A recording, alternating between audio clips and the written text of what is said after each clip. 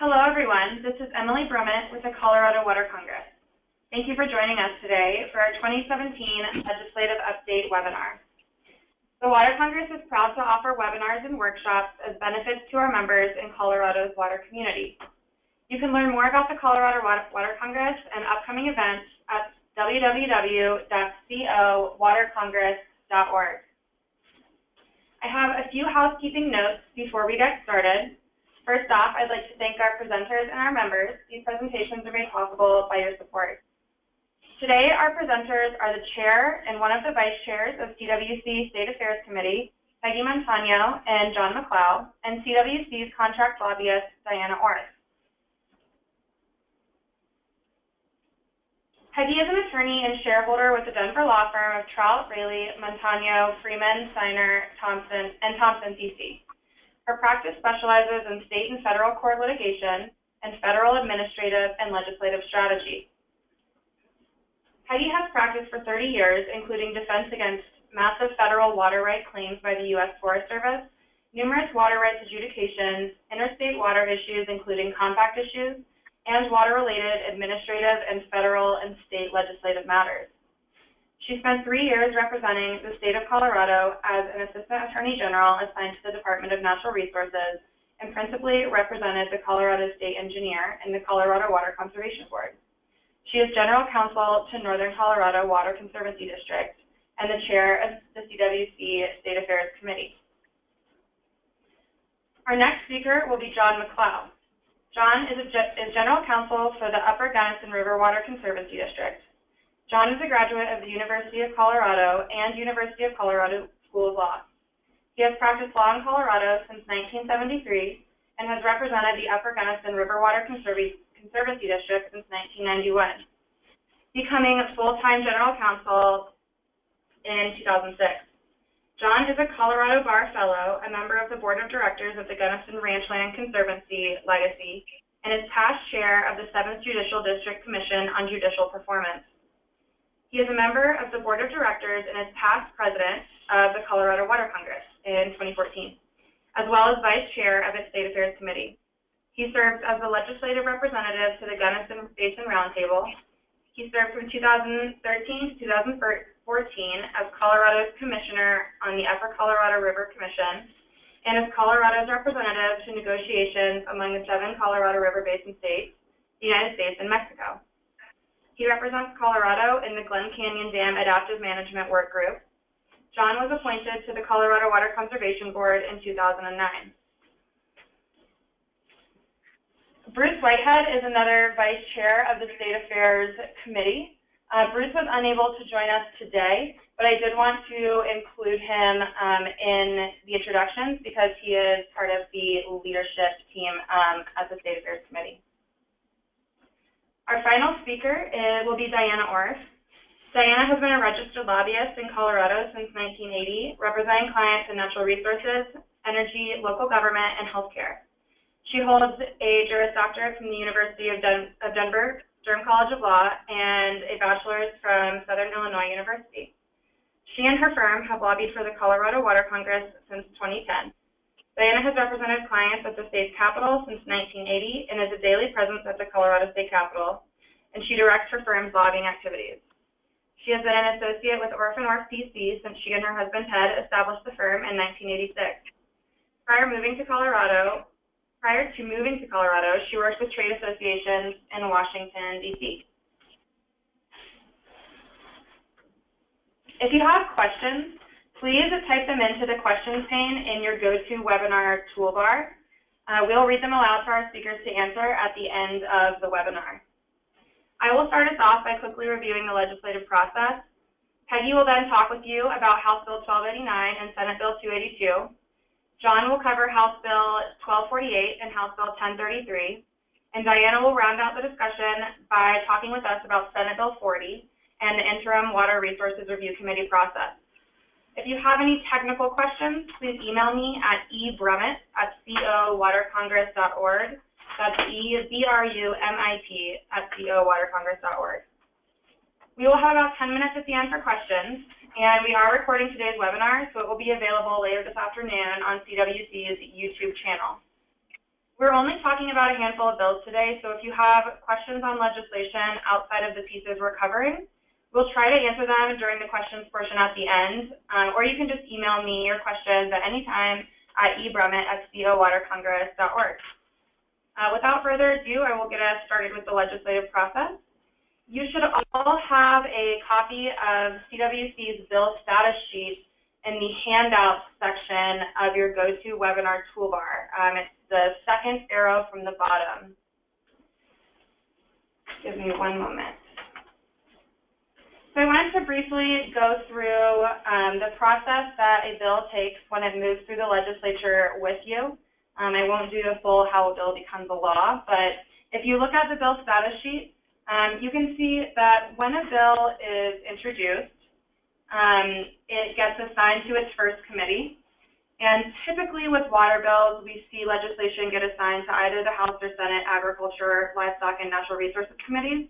And then I believe it's either the House Ag and Energy Committee as well. It will have a hearing in that first committee, and that is the point where Dianna, myself, or Doug from the Water Congress, or any expert witness will go and testify before that committee based on the position that the Water Congress takes in our State Affairs Committee. So that's the testimony phase and where the Committee of Legislators votes on that bill. It is then sometimes, and then sometimes not, assigned to a second committee. So if a bill goes to the Ag Committee, sometimes it'll have to go to Finance or Appropriations, or Health and Human Services, or any of the committees that you see listed in the key, which is the third page of your bill status sheet. After either the first or a second committee, it will get sent to the floor. So it'll get sent to the House or Senate floor and have its first and second reading.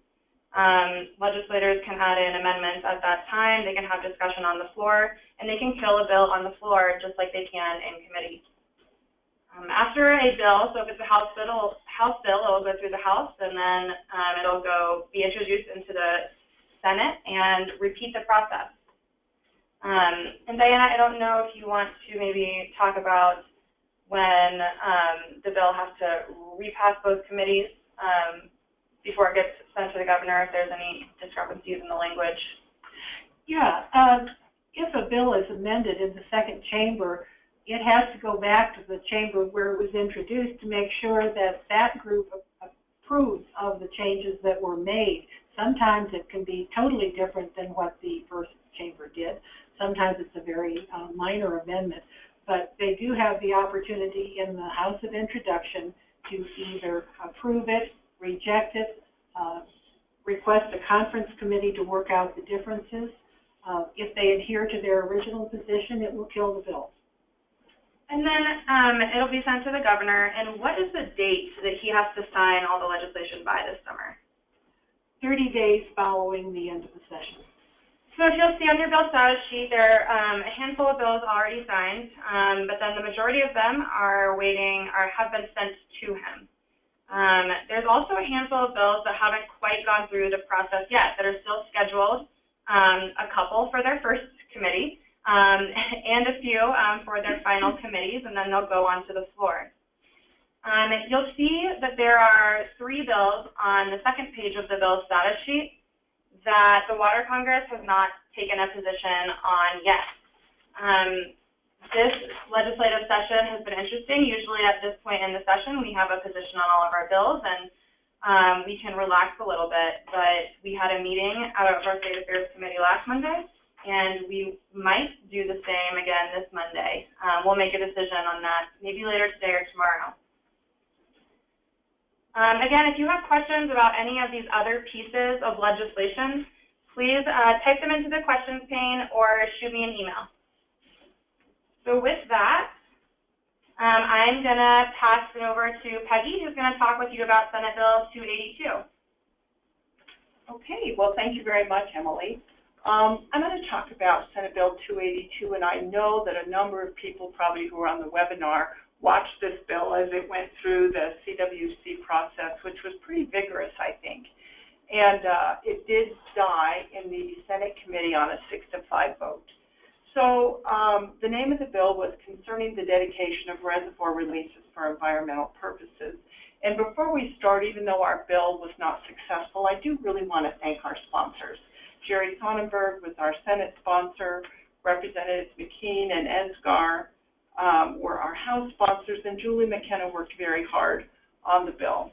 When I was preparing for this webinar, I thought, well, how do I start this? And I thought, first, I just need to give a big sigh of disappointment. It just seems like you try so hard, and sometimes things don't work out the way you'd hope. But I'm not going to spend a lot of time rehashing what happened, and I'm going to spend more time talking about where do we go from here. So first of all, I did send you a slide, Emily, to try and describe in a visual way what it is that we are trying to do. So what we're trying to do is that for our NIST project, you see at the top left-hand corner, we have Glade Reservoir. And then in the bill, we had some terms of art that were defined. One of them was qualifying release.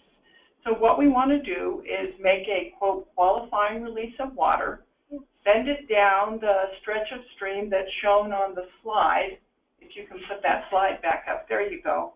That's about 13 miles, and it's to help the fish and the people in this area. It provides water for the fish, it provides water for the people who recreate along the banks there, goes through downtown Fort Collins, and we pick it up down at the bottom where the diversion of the qualifying release, and then we send it off for its beneficial use for all the people who have invested in Glade Reservoir. So it's, in my mind, kind of a pretty straightforward concept. You use your water for the benefit of the fish and the people before it's put to its beneficial consumptive use. Then we had a couple of other things marked on the strip here, which is headgate diversions. As you can see, there are several along there, and we'll make modifications to those headgates through negotiations with the owners to make sure that the flow can be released. And then the red squares that you see are places where the river currently goes dry. So that's the environmental benefit that we're trying to provide, is to prevent those dry reaches in the stream. The other thing that you will see on this slide is we picked a few months, January, April, July, and September, not because those are the only months that will get the water, but as an example. So the dark blue under those months shows what the existing flow in the stream would be, and then the qualifying release that's shown in the light blue will float on top of that. So all the water that was in the stream before, doing all the work that the Cashcoputa River does, will stay there. Then we release the qualifying release. It goes on down. People can't divert it, take it, because then it doesn't help the fish or the dry reaches. And then it goes on down to the bottom. So that is kind of the concept of what the bill is supposed to do. Of course, it's a statewide bill. It would change the statutes. And there was concern about, okay, many people said, well, we're not worried about this, but what about on the Arkansas, or what about on some other river? And I think that's where a lot of the difficulty came up. So what we're going to do, like many bills, we're going to go forward. It'll probably be back next year. We're going to have a stakeholder process with all the people who had concerns. And frankly, even if you didn't show up to talk about concerns before, we want to hear from you. That's not going to be a lawyer's bill drafting session. We're not going to sit down and say, look at page 2, line 13. We're going to talk about people's issues, concerns. How do we do what we need to do and still deal with others' concerns? After that's done, then we'll do some lawyer bill drafting. I won't go to those meetings. I suppose if lawyers want to go, they can go, but that's not what it's for. And then we'll go to the interim committee, and we'll address the interim committee with whatever we come up with as a new bill. It might be the same, it might be different, and then be back next year to be able to do what we need to do. So that's probably as much as I need to say about 282, unless you had questions or think there's something else I should cover, Diana. You sat through that whole bloody process. What do you think? No, I think you've covered it fairly adequately. I think it was a surprise to many when the bill was killed in committee, but that's what happens, particularly as we get closer to the end of the session. There are some unexpected results sometimes, right? Which generally means that it needs to be discussed a bit more. It needs to be You know, some people ask me, well, why did it come late? And I said, well, because we were trying to work with everyone. We had, I would say, a multitude of language changes or changes. We narrowed the bill to only be for news storage. There was the link to you need to do it for environmental compliance. So in some ways, you know, you're damned if you do and you're damned if you don't, because the more you accommodate people's concerns, the later the bill gets. But we're going to move forward with that. So the second bill that I was asked to talk about was House Bill 1291. That's the alternative storage is not a change of water right if you've already quantified your historic consumptive use. And in many ways, I saw that bill as kind of part of the theme of what we see in water bills, which is to loosen up the process and allow some flexibility for people to be able to use their water and do things they need to do without always having to go back to water court through the water court process, which, yeah, I'm a water lawyer, so the water court process doesn't bother me, but it, you know, other people it bothers. It is expensive. It takes time. So I checked on this bill this morning, and maybe we don't need to talk about what it says a lot because it's done. If you blinked, you missed the end of this one. It came in, passed through its first house. It passed through the Senate today on third reading. It's finished. And so I presume it'll go to the governor's desk, and unless the governor vetoes it, it will become law, and we'll have now that bill which allows this alternate storage. And I think that's not to say that there isn't a lot of protection built in for other people whose water rights might be affected. The state engineer will have to administer these things. They're quite good at doing that. You'll have to pay your transit losses if there are any. You'll have to not injure other people's water rights in the course of administration. But then it's much more of an administrative concern rather than a water court trial where, you know, you put a model together and try to show all the injury that could possibly occur, and the other side puts a model together to show how it doesn't, and then the water judge has to decide terms and conditions for every single time you want to move this water around. But it's finished, so maybe, Diana, you have a comment about that. That one came fast and went fast. You know, I think that's typical of what we see at the end of the session, and we are actually in the last basically 6 working days of the session. So if a bill is introduced near the end, once it starts to move, it can go very quickly, and it either passes quickly or it's killed quickly. Yeah. They're on a short time frame right now. How many bills did you say are in Senate Ag this week? Oh dear. Senate Ag, I couldn't tell you offhand. I did notice, though, that in the State Affairs Committee, maybe it's State Affairs. State Affairs, they have 15 bills on the agenda this afternoon. So I think maybe they'll either take them or kill them and do 15 I think it will session. move. I think, well, they will do them all in one session, whether that session ends at 5 o'clock or midnight. Well, that's the end of the list that I have, Emily. Thanks so much, Peggy. Our next speaker is John McLeod. And I know that John was going to pull up his webcam. There it is. Good afternoon, everyone. I'm going to address 2 bills today. The first one is House Bill 17-1248, which is the Colorado Water Conservation Board 2017 Projects Bill. A little background, the General Assembly annually authorizes water project grants and loans from 2 sources, the Construction Fund and the Severance Tax Perpetual Base Fund. The Construction Fund was created to provide low-interest loans for water projects and to provide money for non-reimbursable investments. This is a revolving loan fund that allows the CWCB to be self-funding and not take any money from the general fund. The revenues for the fund come from repayments and interest on outstanding loans, and the fund's cash balance in the state treasury, and it also receives royalty distributions from the federal mineral lease. The Severance Tax Perpetual Base Fund is administered by the Water Conservation Board, and it's funded primarily with severance taxes that are paid by producers of oil and gas predominantly, but also other minerals. Repayment of principal and interest on loans and investment income also contribute to this fund. So these are not monies coming from the general fund, but from these 2 specific funds that have specific sources of revenue. Now, the CWCB has an exhaustive process for evaluating and selecting projects and loans that are included in the projects bill. This process begins in September when the board convenes as a finance committee, and it hears presentations from proponents and the CWCB staff for each of the projects and grants that will be included.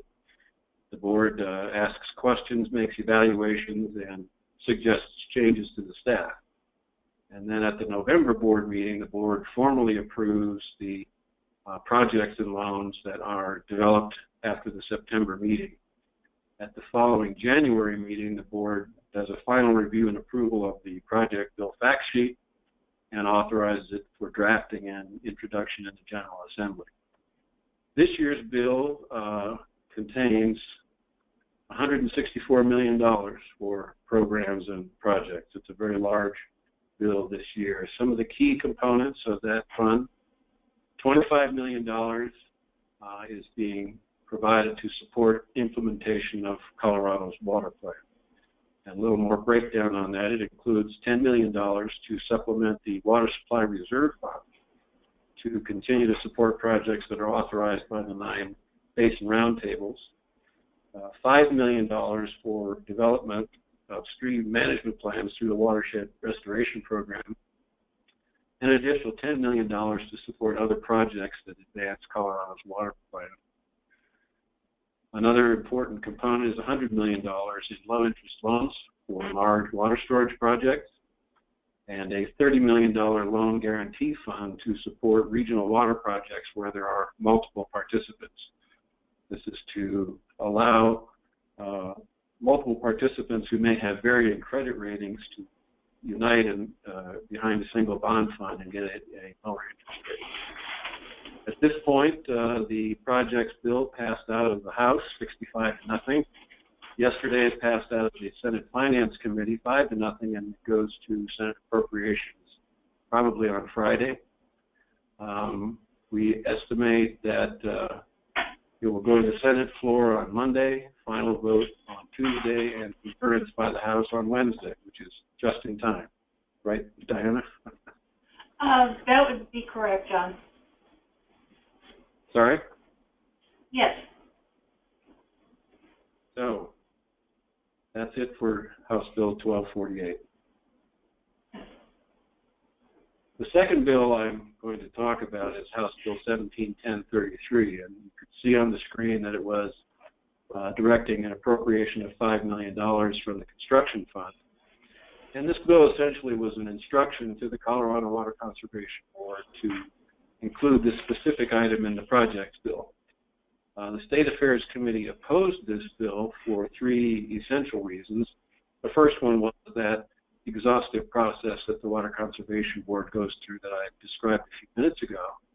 And getting this specific direction on a specific project, the committee felt would undermine the CWCB process and prioritize projects without the typical review and evaluation that the board goes through. The second reason was the committee discussed this bill at 2 meetings and no proponents stepped forward to support the bill. Finally, the 2016 projects bill, last year's projects bill, included $1 million for reservoir dredging projects, and no one had applied for those funds at that time, so it was difficult to see the need for additional appropriation. Since then, one small application has been made for that, to that $1 million fund for a study regarding reservoir dredging. House Bill 1033 was postponed indefinitely in the House Ag Committee. And that concludes my remarks. Thanks, John. Our next speaker is Dianna Orf, who is CWC's contract lobbyist, and she spends her days at the Capitol representing us, so we're very grateful for her. And Dianna, take it away. Well, I've been asked to speak about the saga of Senate Bill 40. I don't know whether to call it a saga or an epic adventure, but it has been a long journey, and we have not concluded it yet.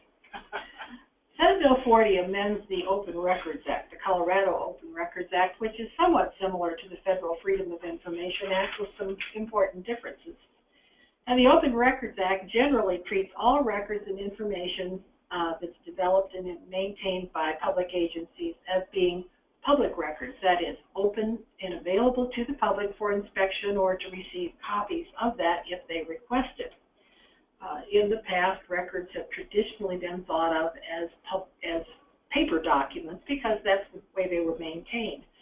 But because we've moved into an electronic age and we now have some very powerful computers in some agencies, people are starting to request information that they can do search queries on their own, manipulate the data to get the information they're seeking without having to pour through reams and reams of paper for which they pay a fairly substantial fee if it's a big volume and they have to pay a per page fee. So Senate Bill 40 was developed after a similar open records bill was killed last session. The Secretary of State's office had opposed last year's bill because of some of the provisions, and they convened a working group during the summer. They had a technical group which was made up of IT professionals, and then they had a policy group that did include some of the proponents of the bill from the media, such as the Press Association and the Broadcasters Association, Ethics Watch, and a number of other public interest or watchdog groups. They also had some representatives of cities, counties, and special districts, but they didn't include anyone from the water community, which was somewhat surprising to me since we had been pretty active on last year's bill. But CWC monitored the process, and most of the discussion in the working group actually focused on definitions. They were very concerned with the definition of what they called structured data.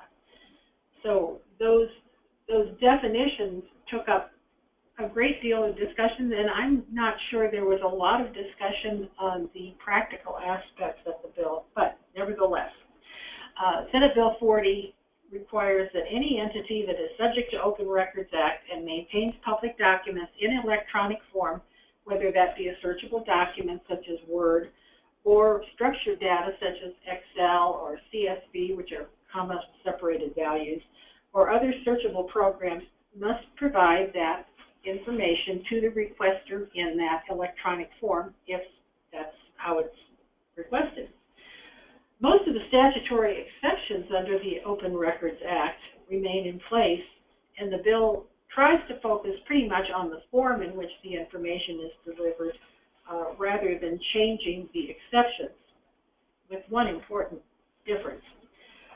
Records custodians who provide this information in an alternate searchable format, if they are technically or practically unable to comply with the specific request. For instance, if they would have to go out and purchase new software to provide a specific electronic format, or if they have to purchase some sort of new hardware, a new computer system, that is not required under the bill.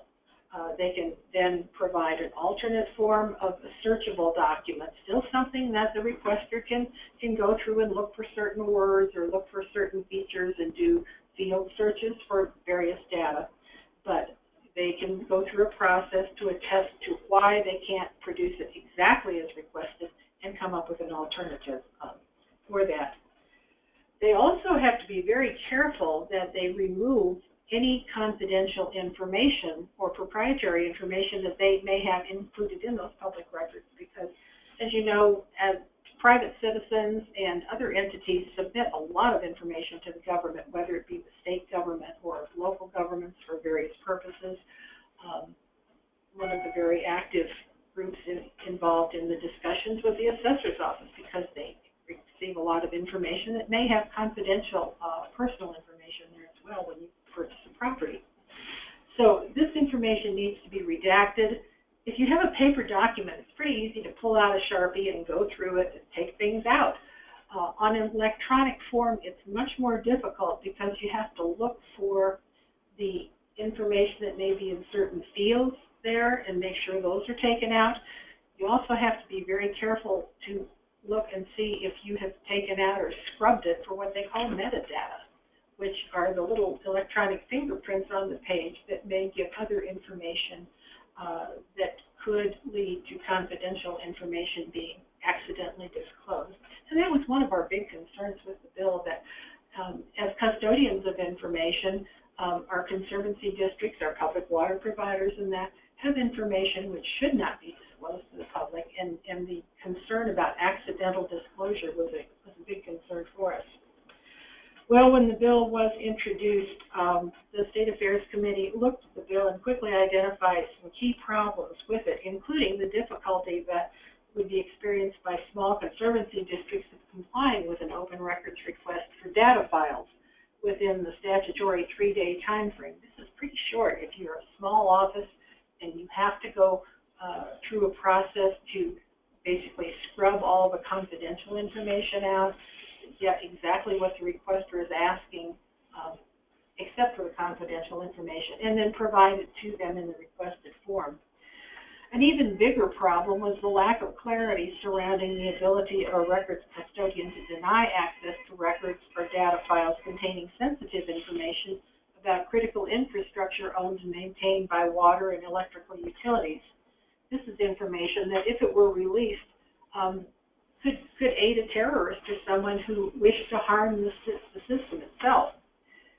Water Congress and State Affairs members reviewed the open records statutes from other states such as Nebraska, Kentucky, Ohio, Pennsylvania, and Washington State, as well as looking at the Freedom of Information Act to craft an amendment modeling those exceptions from open records release.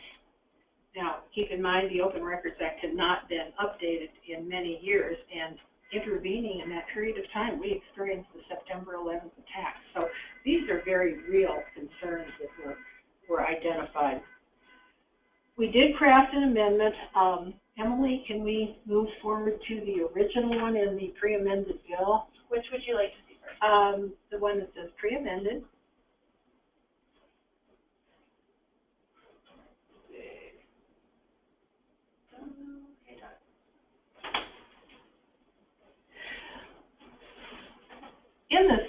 In the Senate, we were able to obtain an amendment which basically said that a public record does not include infrastructure security data, the disclosure of which could endanger public safety or the operation of critical infrastructure, such as detailed drawings, schematics, diagrams, security codes, vulnerability assessments, protective measures, emergency response plans, system operational data, and the exact physical location of hazardous materials.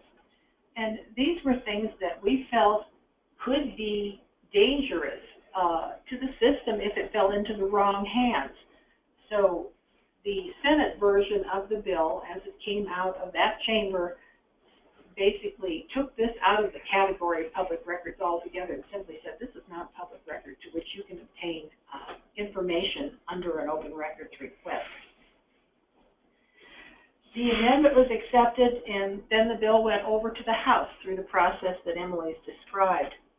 When it got to the House sponsor, Representative Pavone, engaged all of the identified approximately 40 different stakeholder organizations, including higher education, various state agencies, Water Congress, and a number of other groups, such as hospitals, in a setting to try to flesh out what the continuing concerns with the bill were, because there were many, many concerns identified.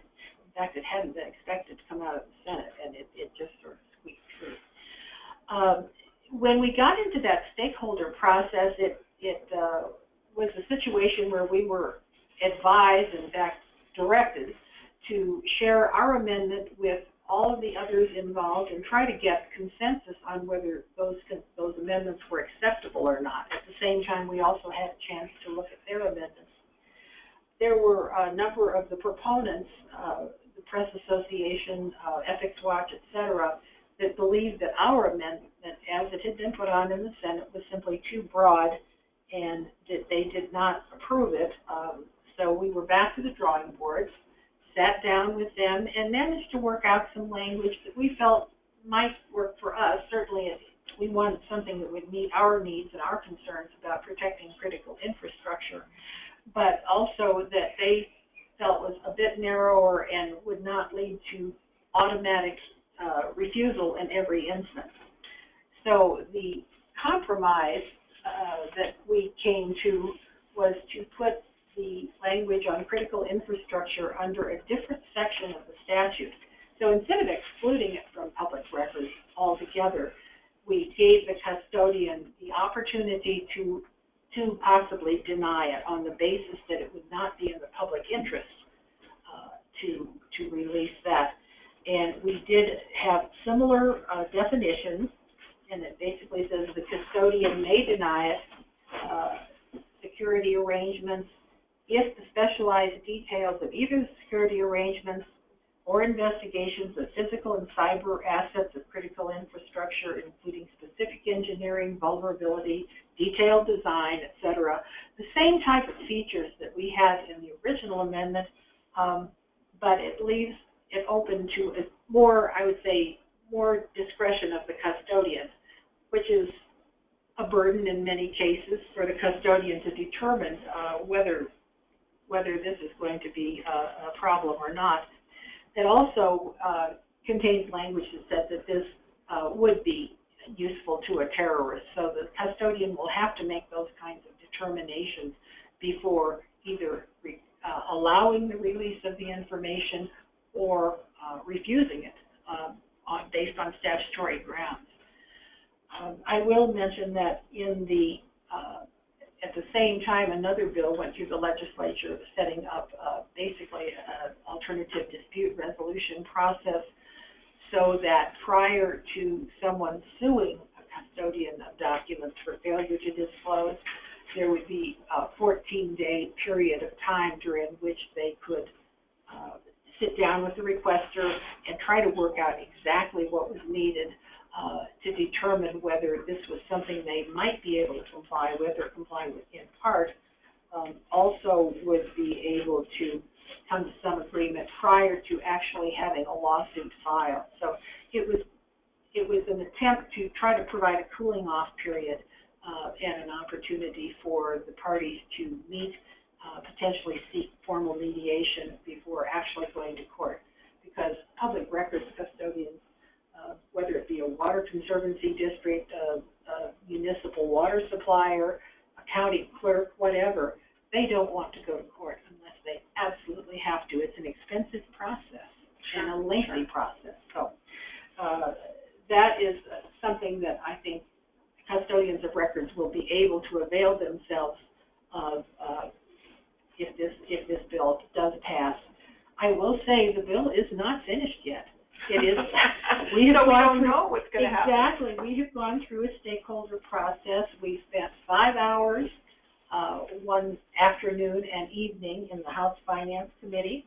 And at that time, the amendment language that we had was not offered because it was a multi-page amendment, and the sponsor was, because of the rules that the committee had, could not offer that at the time. We believe he is incorporating that into an amendment that he will be offering on the House floor, but we've not seen the amendment yet. Neither have the other parties. So is it possible the time will just run out and this will just die? But then it'll be back next year. Well, exactly. And you know, this is one of the things that as the bill came out, the Water Congress State Affairs Committee opposed it because of many problems with it. In reviewing the amendment that we were able to obtain in the Senate, because it filled a very big gap in our ability to protect our infrastructure, the committee reviewed it again and determined that basically contingent upon that amendment being in there or something similar, that we would change our position and support the bill if that amendment language was included. We believe it's going to be included in the on the House floor, but as I said, you know, none of the parties in that stakeholder process have seen the final amendment that the sponsor is preparing. We were told today that the bill would be in House Appropriations on Friday morning. That will be the step necessary before it goes to the floor. So we could see it potentially on the floor Friday or Monday. It's chugging along. Now, because it has been amended in the House already, and we'll have additional amendments, when it goes back to the Senate is going to have to either agree to those changes, request a conference committee to work them out, or adhere to its own position, which would kill the bill unless the House, waivers. Then, so it will be interesting. And in the last few days of the session, we certainly see some changes of positions between House and Senate members. How firmly do they want to stick to their original version, or are they willing to go with the changes? So I don't know if you're a gambler, but my question to you is, if you had to lay odds today on is this going to make it through? I mean, it sounds incredibly complicated. Well, you have the hospital provider fee problem, the budget problems, the transportation bills that died, all the other things going on. I mean, what do you think? What do I think? This is a big bill, and if it does not pass, as you said, Peggy, we will see it again next year. There are groups that have talked about taking it to an initiative process as well and putting it before the voters, probably in a much different form than what we have the bill in now. But if I were gambling, I would give it 50-50. Okay. There are so many big issues out there right now. I would not venture to give it more than an even chance.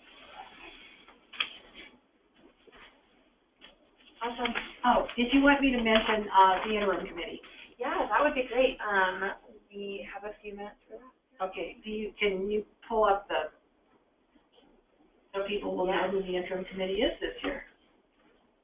And I do apologize. We wanted to show the pre-amended version and the amendment language that CWC worked on, but GoToWebinar does not like PDF. Oh dear. Oh, now we learned something there. Well, and neither does the Open Records Act. Okay. So there's something in common. We didn't have the searchable format. It is time to start talking about the Interim Water Resources Review Committee. Unlike other interim committees, which must be voted on each year in order to move forward, this is a standing committee.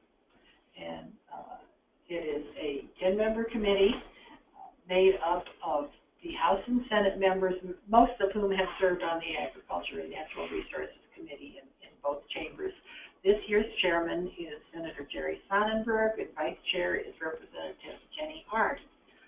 We have other folks on there some of whom have been on the interim committee before, others are new to that committee, but they will begin their work. I think they're going to do a water tour in June. They will be part of our conference in August, and that's always a good chance to hear what they plan on doing for the coming year, because by that time they've heard a number of presentations from various groups. Water Congress and its members and others bring issues before this committee and basically do presentations and briefings for them, either as they're doing a tour around the state or when they have meetings at the Capitol in the fall. And many of these presentations highlight the need for legislation, so we can see advanced legislation sometimes, or at least the framework for legislation, as well as other issues that they may wish to address in the coming legislative session. So that will give us an opportunity to bring forward some issues. I did notice through one email chain today that there were a list of potential issues sent to them for consideration, and my comment was, well, this could take the entire summer right there. But it is a good opportunity because they have more time when they meet for anywhere between 4 and 6 hours. It's a much more concentrated and more focused discussion that they're able to have, as opposed to a 2-hour committee meeting during the legislative session with the pressure of the deadlines. So we're looking forward to this. We've always tracked these meetings and participated in them, and look forward to doing so this year. Great. Thanks so much, Diana. Next up, I believe that Floyd Cerulli wanted to join the head of the table. And come on over here. In fact, we'll just get out of your way. How about that? Pick a chair. And say a few words. Thank you, Peggy and Diane. Peggy asked if I might say a couple of words about Ray Kagosic, who... Would you see yourself on the screen? Why don't you move so that you're more in the... Oh, you got him? Okay, there you go. There you go. Because we were both from Pueblo, interested in politics, and worked in the water area. I think people know that Ray was a distinguished state legislator, became part of the leadership, went to Congress in 1978 at the end of Jimmy Carter's term, and then overlapped into 1984 through the first part of President Reagan's term.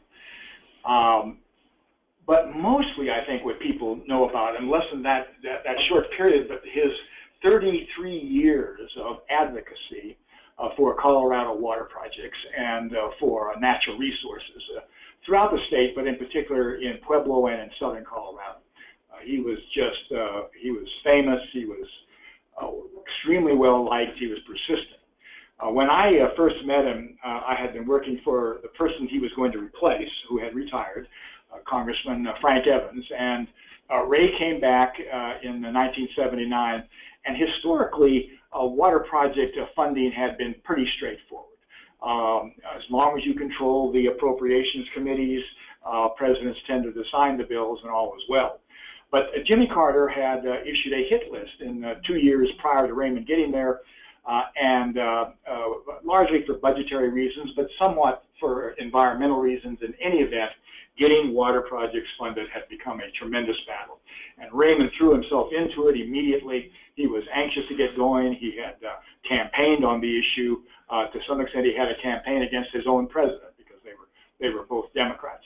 But he understood that. We both joked that, and he sort of came up with the idea that it was probably Carter being from Georgia, where they are awash with water, and we are so dry that he simply doesn't understand our need for storage, and he dedicated himself to sort of trying to explain that to the president.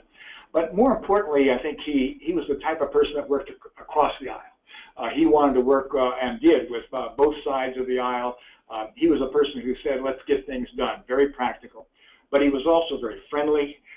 He had a great sense of humor, loved politics. And it was during this period that he first met, and maybe not first met, but got most involved with the water leadership of Durango.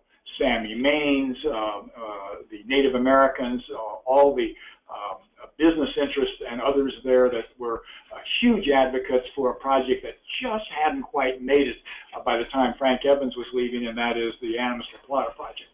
And I think it took many of those 33 years of advocacy, which I think Raymond served so strongly helping, that finally got that project. And I think he shares the credit with many people of that community that worked so long for that project. You know, I would just say that Colorado has lost a very, very good friend. Raymond was, he just loved the state. He loved the people of Pueblo, in particular his home, loved the food. He was just a person who enjoyed life.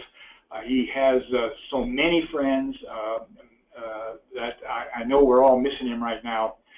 But I would mainly say that the entire state has benefited, because he has left a huge legacy, which we all will be depending upon and benefiting from for many, many decades. Thank you, Raymond. We miss you. Thanks, Lloyd. Really appreciate that. If we could have Dianna and Peggy maybe Sit on either side of Floyd. Well, yeah. Across the table. Let me tell you what I thought about this legislature. And I think John has joined us. And I will take some time to read out some of our questions. If you have questions but you haven't had time to ask, feel free to type them into the questions pane in your GoToWebinar toolbar. And again, you can always email me at any time. Our first question comes from John Wiener. John says, if there's time at the end, any comments on the Colorado severance tax coming to Wyoming or New Mexico and dropping ad valorem tax deductions as other states? I don't understand what that means. Does he say, would we change the severance tax to have a different structure like other states? That's kind of, That's what it sounds like. I can't see the question from here because it's too small. that is what he says. He said, any comments on Colorado severance tax coming up to Wyoming or New Mexico and dropping ad valorem tax deductions as other states? Maybe the level of the tax. Maybe the level of the tax, Got yeah. to that level in Wyoming, which is high, right? The level in Wyoming is much higher than in Colorado, I think, right? Well, it's sort of an apples and oranges type thing, Peggy. The severance tax in Colorado was first adopted in 1976-77.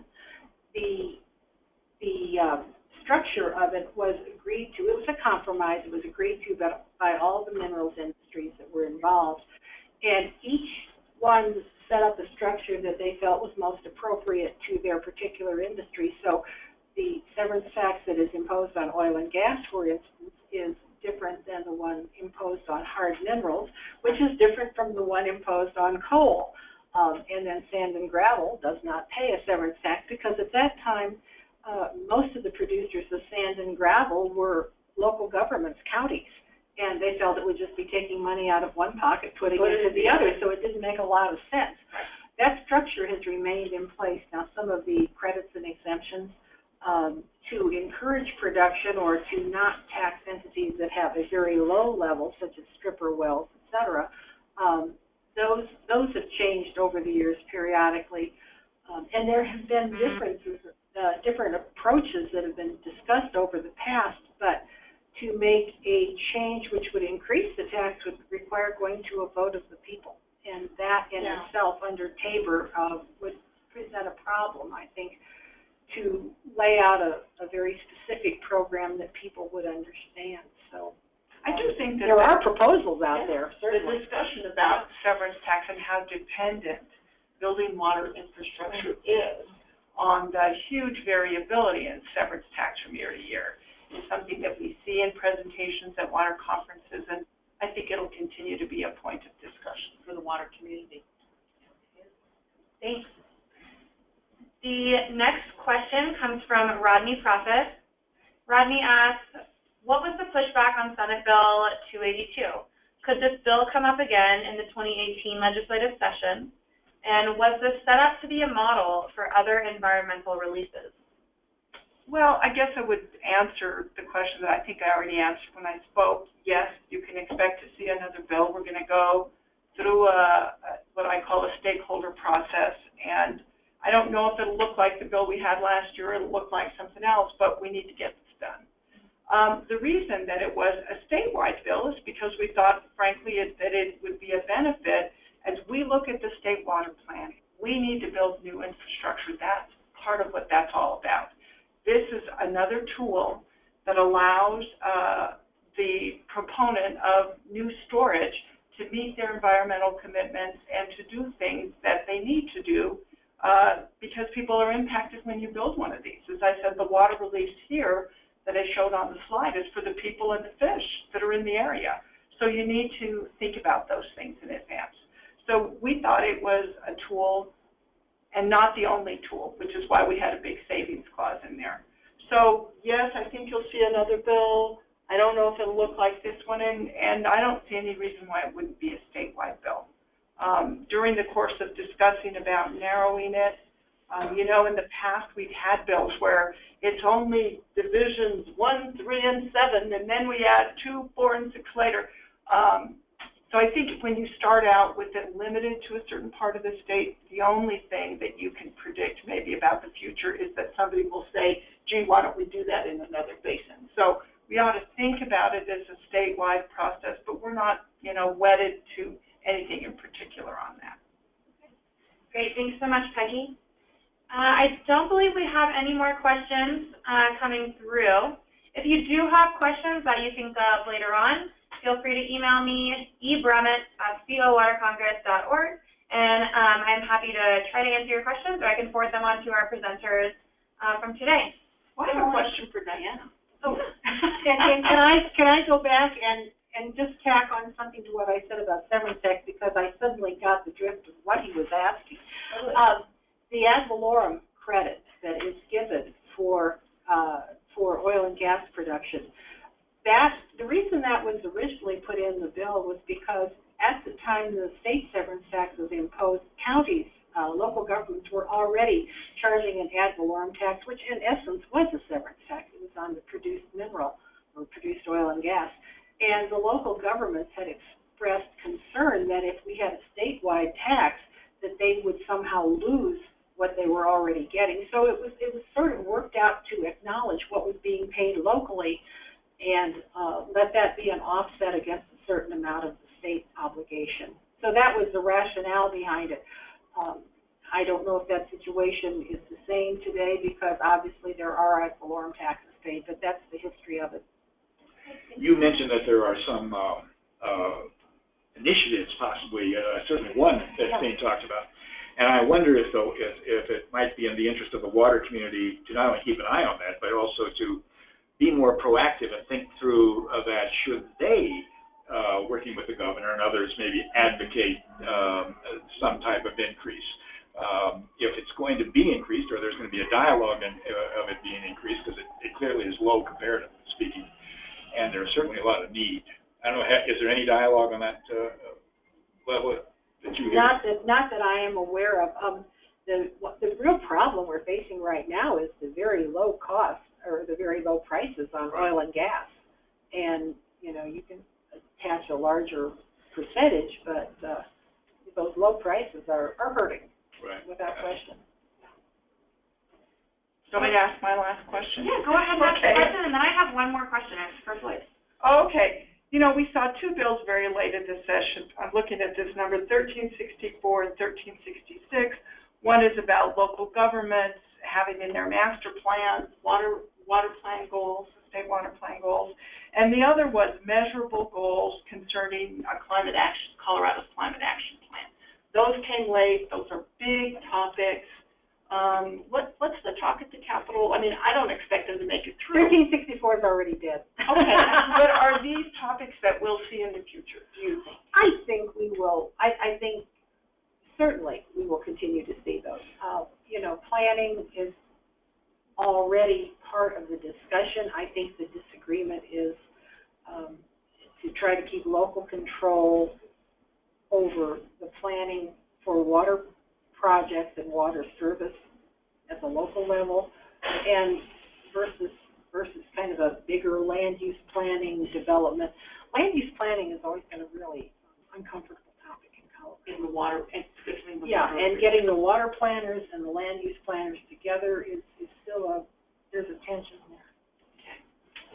Emily, did you say you had something? Yeah, I have one more question. This question also comes from John Wiener, and John asks, Floyd, what are your opinions on the latest climate issues and the new administration? Thanks. Thank you, John. That's a big question. You know, it's early to say. Obviously, from the administration's point of view, they are not supportive. They are removing funding. They are the new director of the Environmental Protection Agency is under instructions from the White House, executive orders, looking at a number of previous rules that had been promulgated in the Obama administration that went to climate issues, whether it was coal or fuel efficiency. So all of those are, I think, likely to be changed. But in each of these cases, whether it's removing money, that is to say appropriations, or whether it is trying to make changes at the rural level, there is going to be a lot of resistance and disagreement, just as the president has seen it in a number of other areas, including court cases, Congress not going along. For example, in the new budget, there's just a lot of the things he advocated, particularly the cuts that didn't take place. So I think we're a long ways from knowing, but that probably in general, advocates for climate change initiatives and funding are going to have to look to other places than the administration itself. They have to look to Congress, other countries, NGOs, you know, like the United Nations, other organizations, because I don't think this administration is certainly not going to be a priority, but in fact, there's some elements of it that are actually hostile to it. So It's still an agenda item. We're going to be discussing it. We have signed agreements, and I think the public, if you look at public opinion, it is very, very supportive, much more than it has been. Even though there's polarization on partisanship, still there's a lot of support. So this is a debate that's going to be going on for a long time. Great. Thanks so much. Thank you so much to all of our presenters. We are out of time for today. So thanks to Dianna, Peggy, John, and Floyd for being able to join us last minute. We really appreciate your time and everything that the four of you do for the Colorado Water Congress. We were recording this webinar today, so that recording will be posted on CWC's YouTube channel later this afternoon. And a survey asking for your comments will be sent out to you as well. Thanks so much, and we hope that you all have a great day. Thank you. Yep.